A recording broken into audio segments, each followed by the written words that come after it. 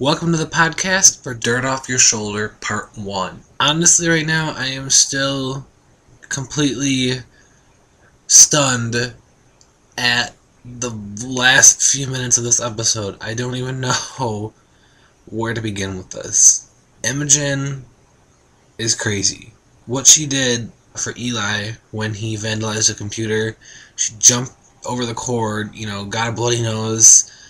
That has to be one of the biggest WTF moments in the history of the show. I was so speechless when that happened. I didn't know what was going on. And then she's putting what were those, like the tampons in her nose and telling Adam that Eli hit her.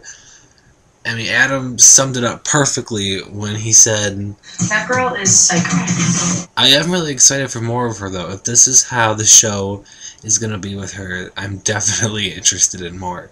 I mean, the whole thing with her and just knowing about everything, and she said she's been to the school now for a couple years, and she knew Adam's name, and everything about her is just such a mystery.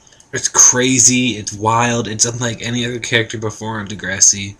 A new character, finally, that you can't compare them to anyone from the past. A completely brand new person with God knows what going on in her head. And I can't wait to find out what's going to happen next with her. The whole Eli and Claire thing, the reason why I don't like them that much is because I think they were extremely overused in Season 10, and I'm going to stand by that to the end of time. There are a lot of other characters who could have used some screen time. This season, there is a lot more balance in Eli and Claire. They are showing a lot more, little updates in the episodes here and there instead of dedicating whole, subplots to something, which is really good.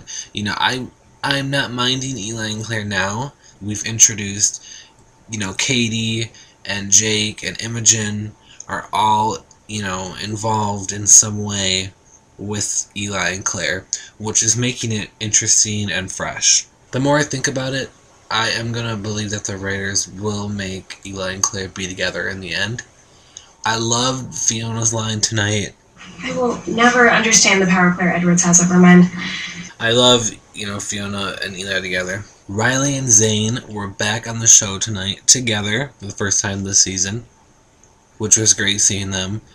I've been waiting, for a long time just to have them back on the show because both of them are, really good actors and they go about their stories really good, even if they are, variants of the same general thing. Riley coming out. Riley doesn't want to really come out because he's afraid to upset people.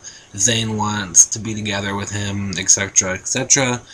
But even though a lot of their storylines are in the same vein, the acting is great, they go about it in a great way, and there's always some interesting twist or something, so we'll see what plays out with this on tomorrow's episode. I am going to say something I never thought I would say, is, that I'm really enjoying the Casey and Jenna plotline. My problem currently with the plotline does not involve Jenna at all. It involves Casey and Marisol. From the way that they are portraying it right now, and I know I've talked about this a little bit in other places and on Twitter, it's kind of like they're acting as if Marisol and Casey never really knew each other, despite the fact that last season Marisol was trying to get with Casey. But then again, maybe not, because on the phone with Jenna, Casey didn't say who he was with, which makes me wonder if maybe in the future, maybe tomorrow or something, Jenna's going to find out that Marisol works there, and then that will bring up stuff from last season. But at the same time, Casey maybe just didn't want to tell her because it's another girl, and he doesn't want Jenna to know he was spending, after hours when he could have been home with another girl. So I'm really hoping that they're going to play on the fact that something almost went down last season, and they're not just going off that, they never really knew each other before. So that's my problem right now with that, which hopefully won't be a problem, and, Jenna will find out who it is and all that. But otherwise, Casey and Jenna, I'm really enjoying it. All in all, this was not my favorite episode. It was more of an episode, I think, that just was pushing things along than really establishing anything really new besides maybe Imogen, and she's crazy and we don't know what's going on with her. I'm really anxious to get back to Drew and Bianca. We haven't really got anything, big with Drew and Bianca in a while, so I'm anxious to see more with that. I don't know what's going on with the Connor storyline and him, getting the girls' underwear. Hopefully we're going to hear more about that. Thanks for listening, and I'll see you all tomorrow for the conclusion, Dirt Off Your Shoulder, Part 2. Degrassi Extra. I don't know what it is with me and spotting random people on Degrassi, but tonight I could have swore I saw Fitz. And that was towards the very beginning of the episode, when Eli and Adam are talking and they look over at Claire, and behind Claire there was someone, and I don't know, it might just be my eyes, I was in the dark and it went by so quick, but that is tonight's random person that I thought I saw, but it really was not them on Degrassi. Another Canada Dry moment was in the episode in Eli's room. It was like a lamp or a light, which I thought was really cool.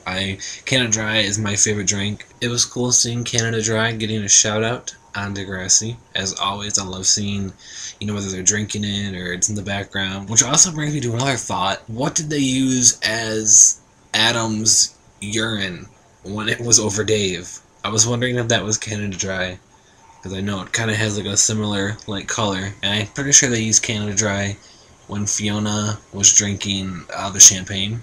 Just random nonsense.